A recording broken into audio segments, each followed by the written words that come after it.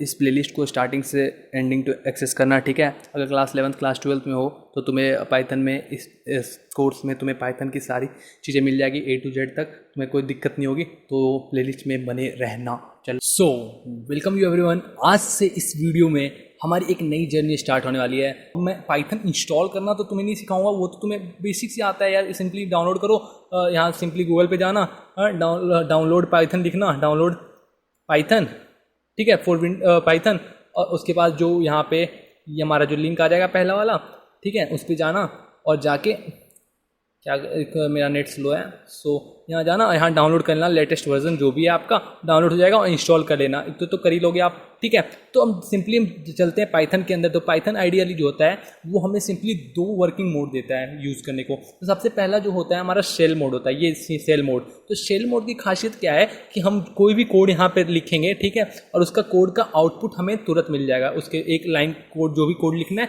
उसका आउटपुट हमें तुरंत मिल जाएगा, ठीक है।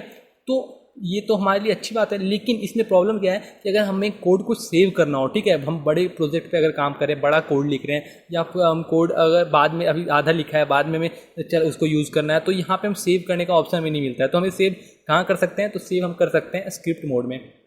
तो सिंपली हम आइडियली खोलते हैं अपना और ये जाते हैं इसके अंदर, न्यू फाइल के अंदर, ये हमारा स्क्रिप्ट मोड है। इसके अंदर हम जितना भी कोड लिखना है, जितना भी इसको सेव करके हम रख सकते हैं, ठीक है। और इसको हम जब रन कराना हो तो सिंपली यहाँ से रन करवा लेंगे, या फिर F5 दबाएंगे, सेव करने के बाद तुरंत हमें रन हो जाएगा। तो अभी हम स्टार्ट करते हैं यहाँ से बेसिक्स आपको बनाते हुए। तो हमारा ये इंटरेक्टिव ये सेल मोड और पता चल गया तुम्हें, और उसके बाद फिर स्क्रिप्ट मोड क्या होता है ये तुम्हें पता चल गया। तो अब आगे बढ़ते हैं। अब हमारा आता है वेरिएबल्स एंड डेटा टाइप। जब हम कोई कंटेनर बनाते हैं, ठीक है, जैसे कोई कंटेनर, जैसे तुम मान लो कि एक लंच बॉक्स है, 2 लंच बॉक्स है, ठीक है, दोनों सेम तरह का दिखता है और दोनों लंच बॉक्स में किसी में सैंडविच है, किसी में मूली का पराठा है, ठीक है।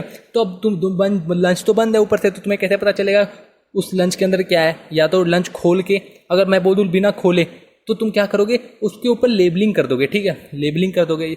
अभी कुछ बच्चे बोल रहे होंगे सर लंच को सूंघ लेंगे और पता चल जाएगा अंदर क्या है, ठीक है। अरे वैसे नहीं कह रहा हूँ। तो लेबलिंग कर लेंगे, उसके ऊपर हम कोई स्टिकर चिपका देंगे, ठीक है, रख के कि हाँ, जैसे किचन में देखा होगा, देखिए किचन में हम क्या करते हैं, हर बॉक्स पे लिख देते हैं अपना शुगर बॉक्स है, ये हल्दी वाली है, ये मिर्ची पाउडर वाली है, तो ठीक है, तो हम लेबल कर देते हैं, वहाँ पे हमें पता चल जाता है, ठीक है। तो वेरिएबल्स ही हमारा उसी तरह का होता है। जैसे कि अगर मैं कोई चीज़ डिफाइन कर दूँ, जैसे ए मैंने जैसे डिफाइन कर दिया, तो तुम्हें यहाँ डायरेक्ट बताता हूँ इसमें।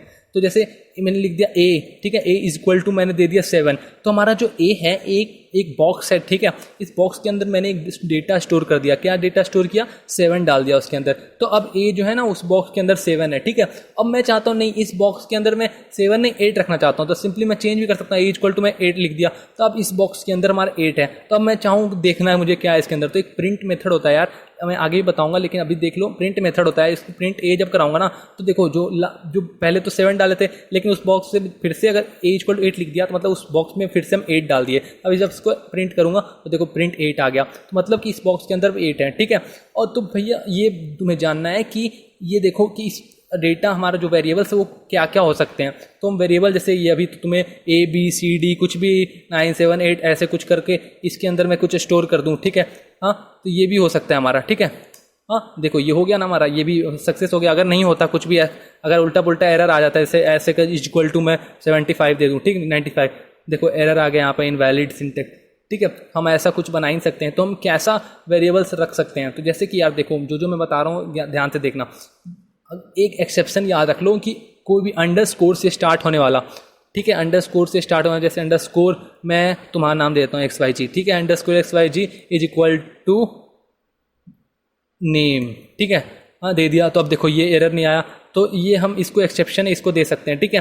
तो भैया ये इधर वाला ये क्या लिख दिया आपने? तो देखो इस पे अभी मत ध्यान दो, अभी तुम इस पे ध्यान दो, मैं तुम्हें अभी थोड़ी देर में इसको बताऊंगा इधर साइड हम क्या क्या लिखते हैं। अभी तुम इस वेरिएबल्स के बारे में ध्यान दो, ठीक है। तो इस वेरिएबल्स में हम देखो ऐसे लिख दिए, तो जो भी अंडरस्कोर से स्टार्ट होने वाला है ना यार, तो हमारा वेरिएबल्स हो सकता है। तो और क्या क्या वेरिएबल हो सकता है भैया? क्या नंबर से स्टार्ट होने वाला हो सकता है हमारा वेरिएबल? जैसे 9L लिख दूँ, 9L इज इक्वल टू 75 80 78 लिख दिया, तो ये होगा नहीं, ये भी नहीं होगा। क्यों? क्योंकि हमारा नंबर से स्टार्ट होने वाला वेरिएबल नहीं होता है पाइथन के अंदर, ठीक है। तो क्या L9 हो सकता है? तो हाँ यार, L9 = 78 अगर तुम करोगे तो ये हो जाएगा। क्यों? क्योंकि ये तुम्हारा वो वर्ड से स्टार्ट है, नंबर से स्टार्ट नहीं है, तो ये तुम्हारे पाइथन वेरिएबल्स के सपोर्ट आ जाएगा। तो याद रख लो कैसा कैसा होता है हमारा, कोई भी A to Z में कोई भी वर्ड कैपिटल लेटर से स्मॉल लेटर में और स्मॉल समझ में आ गया, कुछ भी A to Z में, और फिर ये अंडरस्कोर वाला, ठीक है, और नंबर वाला कुछ भी हो सकता है, लेकिन नंबर से स्टार्ट नहीं होगा, ठीक है, ये एक्सेप्शन है। और कोई दूसरा कुछ भी हम बीच में नहीं डाल सकते हैं, ठीक है, समझ में आ गया। हाँ, तो अब हम बढ़ते हैं राइट वाले की ओर। लेफ्ट वाले पे तो हम समझ गए कि वेरिएबल्स कहते हैं, और राइट वाले में जो अभी मैं लिखते आ रहा हूँ जैसे A = 7, A = 8, ये सब क्या है? तो ये हमारा होता है डेटा। तो डेटा कैसे हो सकते, कितने हो सकते हैं डेटा टाइप्स? तो यार देखो, डेटा टाइप्स ना हमारा बहुत कुछ हो सकता है। जैसे कि डेटा टाइप्स हमारा नंबर्स भी हो सकता है, ठीक है, नंबर्स हो सकता है, बढ़ा देता हूँ इसको, ठीक है। डेटा टाइप हमारा क्या हो सकता है? नंबर्स हो सकता है, और क्या हो सकता है हमारा? नन हो सकता है, ठीक है, और क्या हो सकता है हमारा? सीक्वेंस डेटा टाइप हो सकता है, सीक्वेंस, ठीक है, और क्या हो सकता है हमारा? और हमारा मैपिंग हो सकता है, ठीक है। तो अभी इतना जानो, नंबर्स हो सकता है, ये हो सकता है। तो अभी नंबर्स के अंदर भी हमारा कुछ होता है। नंबर्स के अंदर क्या होता है? नंबर्स के अंदर हमारा होता है इंटीजर्स, ठीक है, इंटीजर्स हो गया। और क्या होता है? और हमारा होता है फ्लोट क्या होता है भैया? तो अभी बताता हूँ तुम्हें, ठीक है। तो और क्या होता है? फ्लोट के साथ कॉम्प्लेक्स, ठीक है, कॉम्प्लेक्स नंबर। और क्या होता है? तो हमारा नंबर के अंदर ही आता है बूलियन। यार भैया एक मेरे को समझ नहीं आ रहा है, कुछ भी मेरे को समझाओ अच्छे से। तो यार देखो, मैं एक एक करके तुम्हें समझाता हूँ। तो हमारा देखो, ये हमारा नंबर के अंदर इंटीजर, तो इंटीजर जैसे मैंने A = 7 दिया, A = 8 दिया, ये हमारा नंबर है। तो भैया नंबर तो है, पर इनमें से कौन सा है? तो जैसे कि अगर मैं चेक करना चाहूँगा किसी का कौन सा डेटा टाइप्स का है, तो मैं सिंपली लिखूँगा टाइप, ठीक है, टाइप, और फिर ऐसे स्मॉल ब्रैकेट दूंगा और मैं ऐसे उसका नाम दे दूंगा और चेक कर लूँगा। तो टाइप ऑफ ए देखो, इंटीजर बता दिया मैं। तो मतलब कि ये, अच्छा, ये जो नंबर वाला होता है ऐसा, वो इंटीजर होता है। अच्छा, तो ये फ्लोट कौन सा होता है? तो देखो यार, तो अभी तो मैं एकदम नेचुरल नंबर दे रहा था, होल नंबर दे रहा था, तो ये हमारा इंटीजर देगा। लेकिन जैसे ही मैं अगर डिफाइन कर दूं A = 9.8 ऐसा कुछ डिफाइन कर दूं, ठीक है, 9.8 ये ऐसा डिफाइन कर दूं डेसिमल वाला। अब मैं इसका टाइप चेक करूं, टाइप ऑफ A, तो हमारे ये देखो फ्लोट डेटा टाइप। तो जब भी हमारा डेसिमल वाला कुछ भी आएगा ना, तो हमारा कौन सा डेटा टाइप हो जाएगा? हमारा फ्लोट डेटा टाइप हो जाएगा। तो भैया ये कॉम्प्लेक्स नंबर तो सुना सुना लग रहा है, 11th में मैंने पढ़ा है कॉम्प्लेक्स नंबर। तो हाँ यार, वो उसी तरह का है। जैसे कि अगर मैं दे दूं A = दे दूं 5J + 7, ठीक है। तो ये देखो, अब इसमें इसका टाइप चेक करूं, टाइप ऑफ A, तो ये क्या बताएगा हमें? तो हमें देखो कॉम्प्लेक्स। तो यार भैया आप बार बार A क्यों दे रहे हो? यार यही चलेगा यहाँ पे। तो यार देखो, A मैं दे रहा हूँ क्योंकि मेरे को A आदत हो गया है, A सिंपल पड़ता है मुझे, ठीक है। तो तुम कुछ भी डाल सकते हो यहाँ पे, तुमने समझा दिया है कि डेटा वेरिएबल्स के कितने तरह के हो सकते हैं। तो उनमें से कुछ भी चूज कर सकते हो। तुम अपना नाम लिख सकते हो, हाँ, तुम ऐसे कुछ अंडरस्कोर कुछ लिख सकते हो, तुम L9 कुछ भी लिख सकते हो नंबर डाल के बाद में, ठीक है। तो अभी मेरे को A इजी पड़ रहा है, इसलिए मैं A डाल रहा हूँ, ठीक है। तो ये हमारा जो डेटा टाइप है अभी कॉम्प्लेक्स है। अब ये बूलियन क्या होता है भैया? बूलियन तो जैसे देखो, मैं दे दिया सपोज, चलो यहाँ पे तुम्हारे लिए B ले लेता हूँ। B = दे दिया मैंने 7 > 6 दे दिया। तो क्या 7 जो है 6 से ग्रेटर है? तो हाँ, ये तो सही है, ट्रू है। तो ये B = ट्रू हो जाएगा हमारा, ठीक है। तो कैसे भैया, आपको कैसे पता B = ट्रू हो जाएगा? तो देखो सिंपली प्रिंट करा के देख लो, प्रिंट, ठीक है, प्रिंट में B करवा दिया, ठीक है। तो देखो ट्रू हुआ ना। तो अब ये कौन सा डेटा टाइप्स होता है जब ट्रू आ गया, फॉल्स आ गया? तो ट्रू फॉल्स जब भी होता है वो बूलियन डेटा टाइप होता है। भैया कैसे? देखो, तो देखो टाइप ऑफ मैं B जब प्रिंट करूंगा तो ये हमारा कौन सा? क्लास बूलियन, ठीक है। अब तो भैया ये तो ट्रू में दिखाया, फॉल्स में कैसे दिखाएगा? जैसे मान लो मैं सपोज C = दे दिया 6 > दे दिया 9, ठीक है।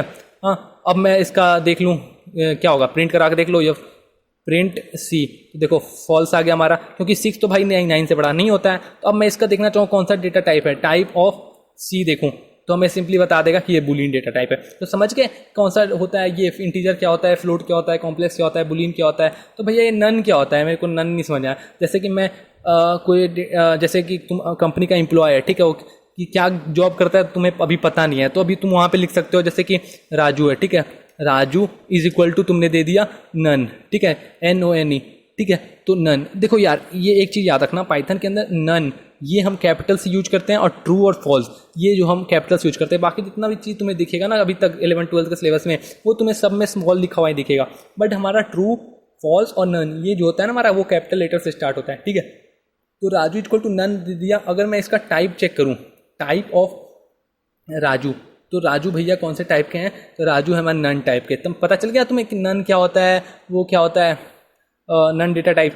अब हम बढ़ते हैं आगे कि ये सीक्वेंस क्या लिखा हुआ है। सीक्वेंस तो देखो यार, जैसे कि नंबर्स के अंदर इतने सारे थे ना, हमें सीक्वेंस के अंदर भी कुछ है। सीक्वेंस के अंदर क्या है, सीक्वेंस के अंदर हमारी लिस्ट है, ठीक है। और क्या है, हमारे सीक्वेंस के अंदर टपल है, ठीक है। और क्या है, तो सीक्वेंस के हमारे डिक्शनरी आते हैं, ठीक है, डिक्शनरी, ठीक है। तो भैया ये मेरे को कुछ मस्त सा लग रहा है, कुछ बताओ क्या होगा ये। जैसे देखो, अगर मैं दे दूं कि a इज इक्वल टू, अगर मैं ये ब्रैकेट का यूज़ करूं, ध्यान से देखना, ये वाले ब्रैकेट, बिग ब्रैकेट की बात कर रहा हूं मैं, तो इसके अंदर लिस्ट के अंदर तुम क्या स्टोर कर सकते हो। जैसे तुम सब्जी लाने के लिए जाते हो, सब्जी का नाम, फल का भी नाम तो लिख देते हो, हाँ, कितना प्राइस में आएगा वो भी तो लिख देती है मम्मी, कितने पैसे तक में ले आना, ठीक है। तो मैं ऐसा ही कुछ लिस्ट बना रहा हूँ। जैसे समझ लो 98 रुपीज़ है तुम्हारे पास, ठीक है, 95 रुपीज़ है, ठीक है, और तुम्हारे पास 100.5 रुपीज़ है, ठीक है। और तुम्हें मम्मी ने बोला है कि क्या लेके आना, तो लेके आना है एप्पल लेके आना, ठीक है। और क्या लेके आना, तो मैंगो लेके आना, ठीक है, मैंगो लेके आना, मैंगो लेके आना, ठीक है। तो अब ये जो हम डेटा टाइप्स है, ये हमारा लिस्ट बन गया है एक तरह से, लिस्ट। तो लिस्ट, तो इसका कैसे पता चलेगा ये लिस्ट है क्या है, तो देख लो इसका टाइप ऑफ जब ए करेंगे हम, तो हमें पता चलेगा। देखो ये क्लास क्या है हमारा, लिस्ट टाइप का है, ठीक है। तो भैया ये तो लिस्ट हो गया। अब टपल, ये टपल क्या है, तो देखो जैसे कि मैंने अब दे दिया a is equal to, sorry यही ले लेता हूँ मैं, ठीक है। टपल और लिस्ट में क्या डिफरेंस है, देखो जब मैं ये ब्रैकेट यूज कर दूँ ना, कौन सा ब्रैकेट, ये वाला, तो हमारा क्या हो जाएगा, ये टपल हो जाएगा। अब जैसे देख लो क्लास ऑफ, सॉरी क्लास लिख रहा हूँ मैं, टाइप ऑफ ए चेक कर लो, देखो टपल। तो यार भैया ये तो चीटिंग हुआ। मेरे को यही चीज़, ये सिंबल से कैसे पता चलेगा कि ये टपल है, तो यार सिंबल से ही पता चलेगा कि तुम्हें टपल है और लिस्ट है। तो अब तुम्हें ये पता करना है कि इसके अंदर डिफरेंस क्या है, तो क्या बात हुआ, मैं इसी में लिखूंगा, मेरे को अच्छा लगा यार मैं इसी में लिखूंगा।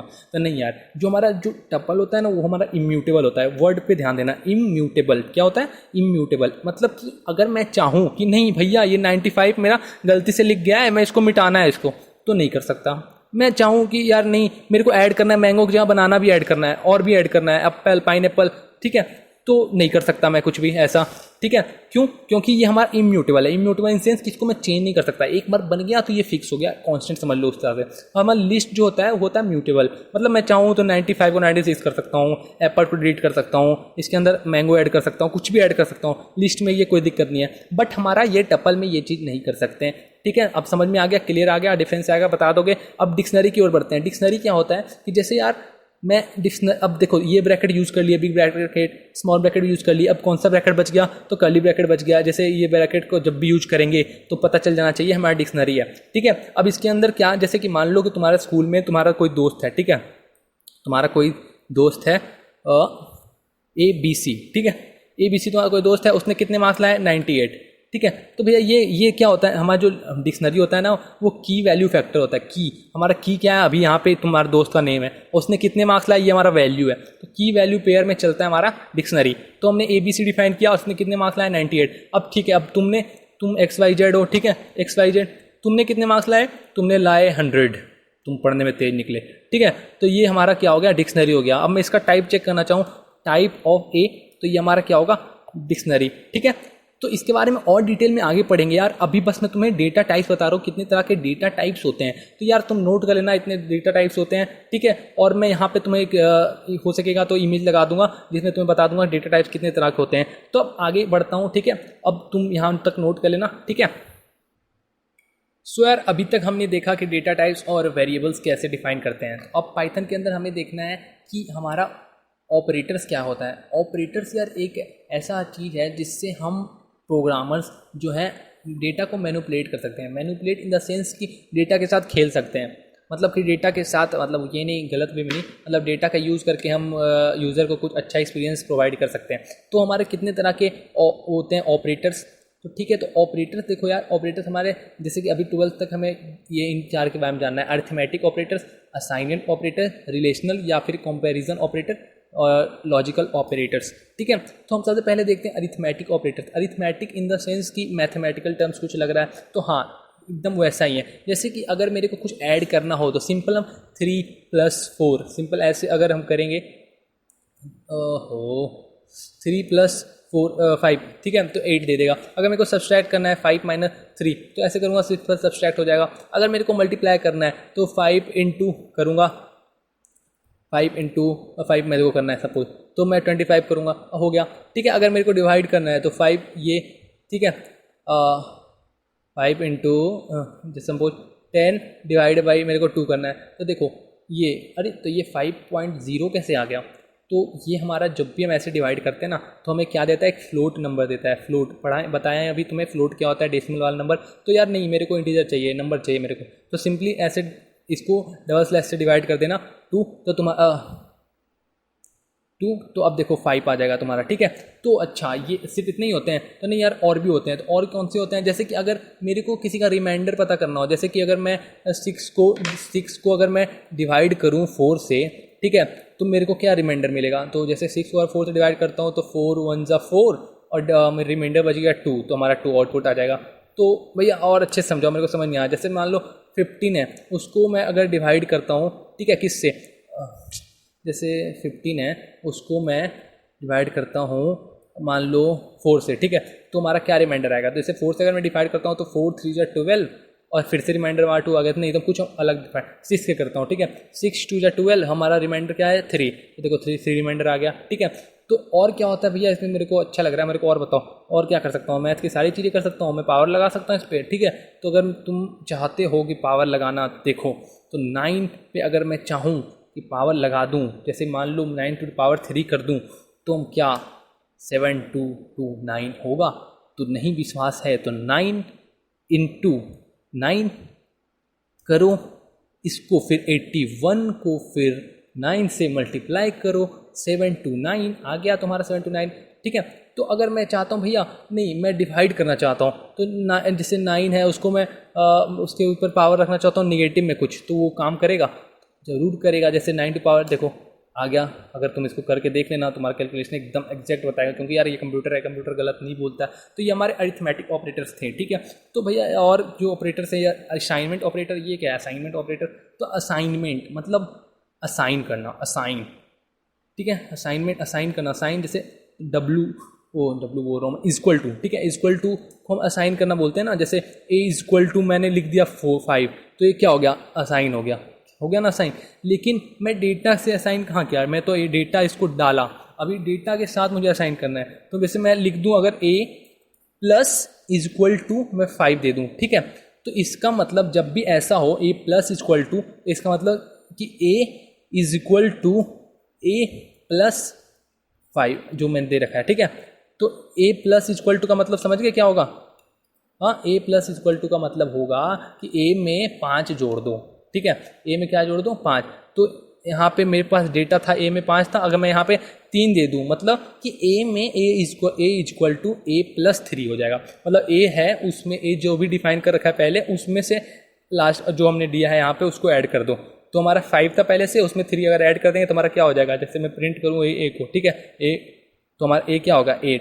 समझ में आ गया? अगर मैं ऐसे दे दूँ a माइनस इक्वल टू दे दूँ 2, तो अब a माइनस इक्वल टू 2 का मतलब हो गया a is equal to a minus 2। तो a हमारा 8 है, 8 में माइनस 2 करेंगे तो हमारा क्या आ जाएगा? 6 आ जाएगा, ठीक है, 6। अब मेरे को भैया ऐसा ही मतलब अगर मेरे को डिवाइड करना हो, मल्टीप्लाई करना हो, सब में काम करेगा या सिर्फ प्लस माइनस में? तो यार ये सब में काम करेगा। जैसे करके देख लो, ठीक है, कैसे नीचे कर रहा हूँ अभी। जैसे कि अगर मैं यहाँ पे दे दूँ a, ठीक है, a multiply is equal to 2, मतलब कि a equal to a into 2, तो ये हमारा यहाँ पे 6 है, 6 इंटू 2 मतलब क्या हो जाएगा? हमारा 12 हो जाएगा, ठीक है। अब मैं इसको करना चाहता हूँ डिवाइड भी करना चाहता हूँ, a डिवाइड इज